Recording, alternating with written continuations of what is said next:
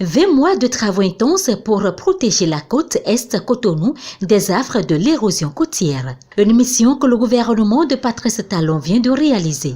En prélude à la réception des travaux conduits par l'entreprise Belcia Ltd et contrôlée par le groupement Incros Lacnais Egypte Afrique, le ministre du Cadre de Vie, Didier José Tonato, a effectué ce mardi une descente pour s'assurer de la qualité du travail exécuté.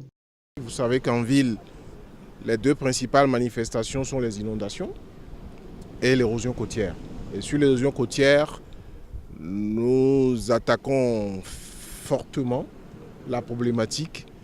Et comme je vous l'avais toujours dit, en 2020-2021, au début, on aura fini définitivement avec le segment de Grand Popo, puisque nous sommes également à Ouida, Vlekete actuellement. Donc il faut démontrer que nous avons des plages qui peuvent être valorisées sur le plan balnéaire et touristique. Nous avons trouvé un financement additionnel de 17 milliards et quelques.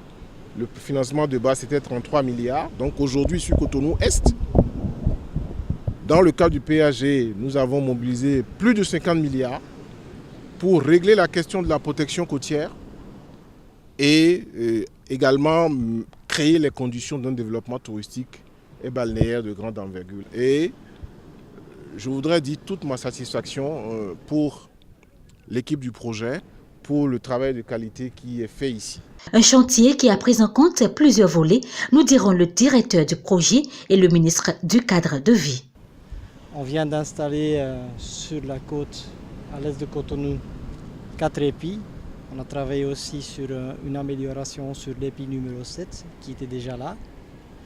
Ce sont des travaux qui ont connu leur fin lors du mois de juillet l'année passée. Entre-temps, on a procédé avec un rechargement des plages à partir de la lagune jusqu'à PK10, où on a vu l'effet tout à l'heure. Et actuellement, on est en train de construire derrière nous ce qu'on appelle la digue immergée pour le lac marin. C'est une digue qui va faire déferler les vagues ici dans la petite baie, dans le petit baie de la plage qu'on appelle Donatin, pour avoir une ambiance ou un espace marin avec un mer peu agité qui permettra aux gens de se baigner à l'aise.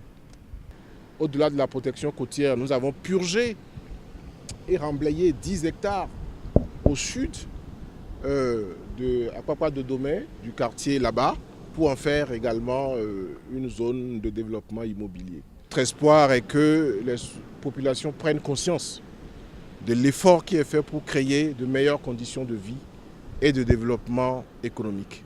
D'un montant global de 50 milliards de francs CFA, la seconde phase du projet de protection à l'est de Cotonou est entièrement achevée. Les populations riveraines pourraient être désormais à l'abri des risques d'inondation et des effets de l'érosion côtière.